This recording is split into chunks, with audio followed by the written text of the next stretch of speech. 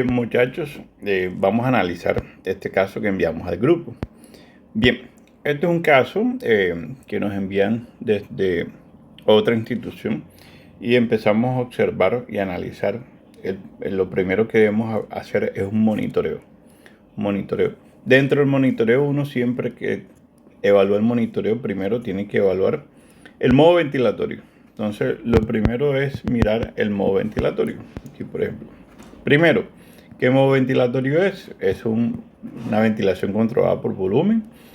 Y ya ustedes saben que si está ventilado por volumen, el límite es el volumen. Así que se está administrando 450 de volumen corriente. 450. Ese es el límite. Ahora, cada vez que ustedes ventilen por volumen, tienen que evaluar si se garantiza el volumen corriente.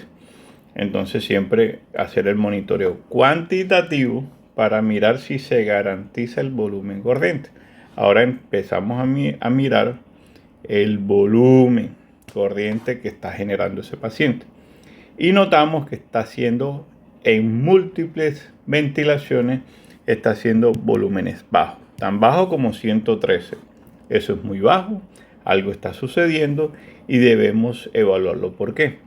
Entonces, si vemos que está sucediendo este problema, tenemos que hacer un análisis del monitoreo cuantitativo y después un análisis gráfico. Y lo primero que nos encontramos cuando uno hace evaluación de la mecánica pulmonar, siempre piensa cómo está la presión pico.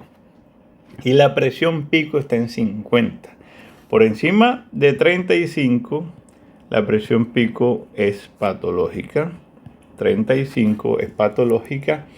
Y ya habíamos comentado previamente que se había analizado cómo estaba la presión meseta y la presión meseta estaba en 18. Eso quiere decir que una pico en 50 está patológicamente elevada, y si la pico está elevada y la presión meseta está en 18, eso quiere decir que el comportamiento, ¿dónde está el problema? El problema está en la vía aérea, ¿verdad?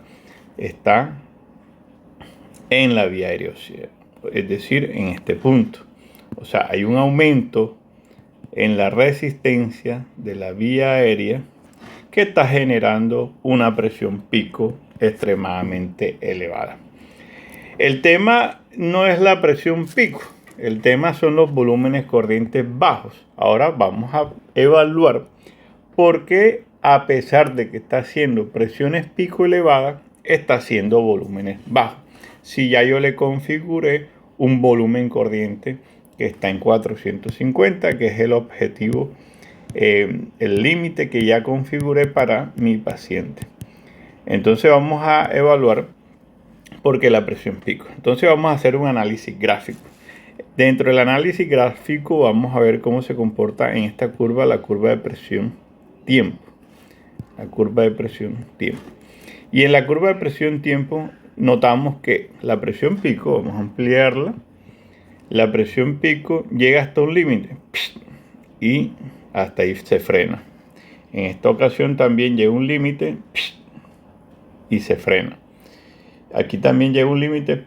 Hay algo que no lo deja superar ese 50 de presión pico. Igual pasa en este ejemplo y no lo deja superar. ¿Por qué sucede esto? No es más porque el operador tiene programado el límite de presión superior. Vamos a ampliar. Este sería el límite de presión superior. El límite de presión superior en 50. Eso quiere decir que si el paciente necesita mayor presión pico por encima de 50, no lo va a dejar y va a empezar a hacer máximo, vamos a anotarlo mejor, máximo 50 de presión pico, y si necesita 60 de presión pico, no lo va a lograr porque tú le configuraste una presión límite superior de 50. Y con estos 50 de presión pico solamente deja hacer 113 de volumen corriente en esta ventilación. ¿Qué tengo que hacer? Tengo que liberar ese límite de presión superior por encima de 50, ya sean 60, 70, 80. La idea es que el límite de presión superior esté por encima de la presión pico, cosa de que el paciente pueda garantizarse el volumen corriente que tú le configuraste, que son los 450. Ese sería el primer movimiento, que sería modificar el límite de presión superior. Es decir, tenemos un patrón. Recuerden que tenemos pulmón sano, pulmón obstructivo y pulmón restrictivo. En el pulmón sano, todas las presiones de la vía aérea están sanas, también por debajo de lo normal. En el obstructivo tenemos una presión pico elevada con una presión meseta normal. Y en el restrictivo tenemos la presión meseta elevada, pero la presión pico está elevada. Presión pico está elevada a expensa de la presión meseta. Entonces, este patrón, ¿qué es? ¿Obstructivo o restrictivo? Está claro que es un patrón obstructivo severo, porque tiene una presión pico bastante elevada. Y lo que está ocasionando esas presiones pico supremamente elevadas es la obstrucción de la vía aérea, y lo que está generando los volúmenes bajos es el límite de presión superior, que si ustedes analizan es esta línea, es esta línea que se ve aquí en el límite de presión superior. Toda esta línea es lo que el operador configuró para que el paciente tuviera un límite de presión superior. Pero durante esta crisis, porque esto fue un episodio donde el paciente empezó a hacer hipercapnia y desaturación, entonces analizamos la mecánica ventilatoria, tenemos un patrón obstructivo y empezamos a notar primero que el límite de presión superior está por debajo de la presión pico y debe estar por encima de la presión pico. Entonces esa sería la primera intervención. Segunda intervención, ahora, ¿por qué está con un patrón obstructivo severo? Si ya sabemos que la meseta está normal y la pico está elevada, quiere decir que el problema está en la vía aérea. Entonces tenemos que revisar primero cómo está el tubo. Segundo, cómo está el circuito. Tercero, cómo está el paciente. En alguna de esas situaciones está la obstrucción del circuito, de la vía aérea o del paciente. Entonces sí, hay que revisar el balón, si tiene obstrucción del balón, si tiene acodamiento del tubo, si está mordiendo el tubo, todas estas situaciones. En el circuito, si está acodado el circuito, si está colapsado por cualquier dispositivo externo, por la cama, la camilla, los barandales, pueden ocasionar obstrucción del circuito, o del paciente secreciones, broncoespasmos, atelectasias severas, compresiones extrínsecas, cualquier patología que logre colapsar el pulmón o hacer una obstrucción en la vía aérea te va a elevar la presión pico, sin compromiso la presión meseta. Entonces nosotros tenemos que identificar eso. En este caso, el operador estuvo revisando el tubo y se dio cuenta que tenía la parte distal, porque el balón estaba normal, la parte distal del tubo estaba acodada. ¿Qué le hizo el operador? Le cambió el tubo. Cuando le cambia el tubo, se da cuenta que las presiones pico empiezan a disminuir. Presión pico de 25, presión meseta continúan entre 16 y 18, que nunca se afectaron, y mejora notablemente el volumen corriente según lo que uno le programa. Eso sería el abordaje inicial. Vamos a evaluar ahora qué tipo de asincronía está generando el paciente. Muy bien, en el análisis gráfico, primero vamos a analizar este punto que me interesa mucho, que es evaluación de obstrucción de la vía aérea cuando es severo.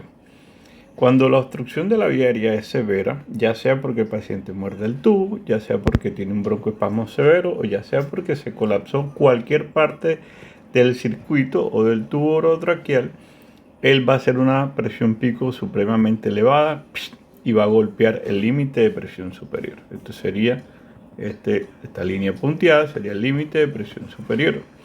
Pero entonces tú vas a notar que como no logra meter el volumen suficiente, no logra hacer el flujo inspiratorio suficiente ni el flujo expiratorio suficiente.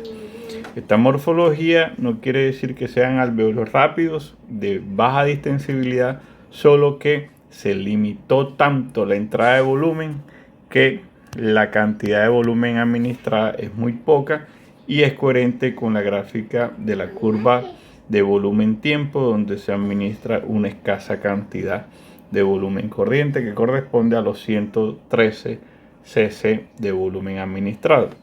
Eso es coherente con las otras gráficas donde se ve prácticamente lo mismo: limitación de la presión superior, poca entrada de flujo porque no hay forma de superar la presión del límite de presión superior, que son los 50, y un volumen administrado escasamente bajo. Aquí choca, escaso flujo y poco volumen. Entonces, con eso analizamos la obstrucción severa del flujo de entrada.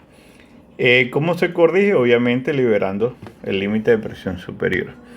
Y si el problema no es el límite de presión superior, si lo aumentamos el límite de presión superior a 70, 60, 80, 100, cosa de que pueda administrar muy buenos volúmenes corrientes, y sigue ese patrón obstructivo severo, busquemos otro sitio de obstrucción que esté generando el paciente de forma severa. Entonces tengan en cuenta eso, muy importante. Bien, ahora vamos a analizar esta gráfica que está mucho mejor que acá, que la anterior, que es un tipo de asincronía que mostraba el video. Entonces miren esto, vamos a analizar, esta es la curva de presión-tiempo. La primera es la curva de presión-tiempo. En la curva de presión-tiempo vamos a ver esta morfología. Esta morfología, ¿qué lo genera? Lo genera no es más que un esfuerzo inspiratorio excesivo que genera el paciente, y lo que hace es coger esta curva y deformarla, cosa de que no se ve así positiva, sino que realiza una tracción hacia abajo de la curva, y eso genera una deformidad en la curva de presión-tiempo que se logra notar en esta imagen, en esta visualización. Entonces, eso no es más que un esfuerzo inspiratorio insuficiente. Primer tipo de asincronía, esfuerzo inspiratorio excesivo, no insuficiente, excesivo. Y este esfuerzo inspiratorio excesivo es un tipo de asincronía que se llama flujo insuficiente. Muy bien. Si tú quieres mejorar este tipo de asincronía, debes mejorar el flujo. Pero ¿por qué el flujo está bajo? O no tanto el volumen, sino el flujo. Pero ¿por qué el flujo y el volumen está bajo? Porque está obstruido. Y esta es la causa del tipo de asincronía, del flujo inspiratorio insuficiente. ¿Cómo se corrige? Obviamente, cuando tú soluciones la obstrucción y cuando soluciones el límite de presión superior, esta asincronía va a mejorar. Ahora, esta sincronía se viene acompañado de otro problema, porque no solamente está generando flujo inspiratorio insuficiente o esfuerzo inspiratorio excesivo, sino que también es el tiempo inspiratorio del paciente se ha prolongado durante el tiempo, demasiado tiempo, se ha prolongado durante el tiempo que ha ocasionado que se genere dos disparos. Y aquí vemos el primer disparo y aquí se prolongó tanto el esfuerzo del paciente que se generó un segundo disparo. ¿Cómo lo identificamos? Esto es un doble disparo. Lo identificamos porque tenemos dos aportes de flujo. Miren, dos aportes de flujo, ¿verdad? Y el flujo expiratorio está presente, muy escaso o está ausente. Y cuando eso sucede es porque entre uno y otro disparo no hubo tiempo para formarse el flujo expiratorio, pero el segundo flujo expiratorio sí es normal. Esto se llama doble disparo, pero la consecuencia del doble disparo y uno de los grandes problemas es la administración del doble volumen corriente, que es este, doble volumen corriente. Ese doble volumen corriente genera riesgo de barotrauma. Si ustedes observan el video, aquí todavía no se logra visualizar lo que logró administrar. Y esa cantidad de volumen aparece duplicado. En el video, si no estoy mal, aparece 788 de volumen corriente. Hace un volumen alto. ¿Pero por qué? Porque seguramente hizo un volumen de 300 algo y otro volumen de 400 algo. Y se combinaron dos volúmenes y empieza a ser volumen excesivo. Y ese volumen excesivo es riesgo de volutrauma. El volutrauma es daño alveolar secundario a exceso de volumen sobre distensión por volumen. ¿Cómo corregimos? Obviamente ese esfuerzo inspiratorio excesivo es secundario a la misma obstrucción de la vía aérea. Y al corregir la obstrucción o al liberar la presión, límite de presión superior por encima de la presión pico, vamos a mejorar los volúmenes bajos, vamos a mejorar el tiempo y el esfuerzo inspiratorio excesivo del paciente y ya no vamos a tener ese doble disparo o por lo menos va a mejorar. Entonces, noten la cantidad de problemas que tiene este caso.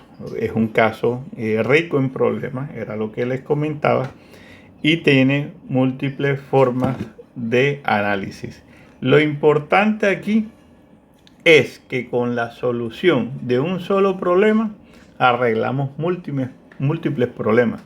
En este caso, con solo la corrección de la obstrucción, el operador decidió cambiar el tubo. En ocasiones no toca cambiar el tubo, lo que toca es corregir la obstrucción. De pronto el tubo lo que está acodado y al acomodar el tubo mejora la obstrucción, pero decidió cambiar el tubo y al mejorar la permeabilidad y la obstrucción del tubo mejoró notablemente las presiones pico, logrando tener presiones en la vía aérea por debajo, presión pico por debajo de 25, y eso solucionó la obstrucción de la vía aérea, solucionó los volúmenes corrientes bajos y obviamente solucionó, por ley de Boyle, solucionó la hipercapnia y mejoró la oxigenación. Entonces espero que hayan comprendido. En otros casos vamos a analizar bien el tema del tipo de asincronía, el doble disparo, y vamos a ir practicando mucho el tema de las asincronías. Espero preguntas, analicen bien el video y nos vemos por el grupo.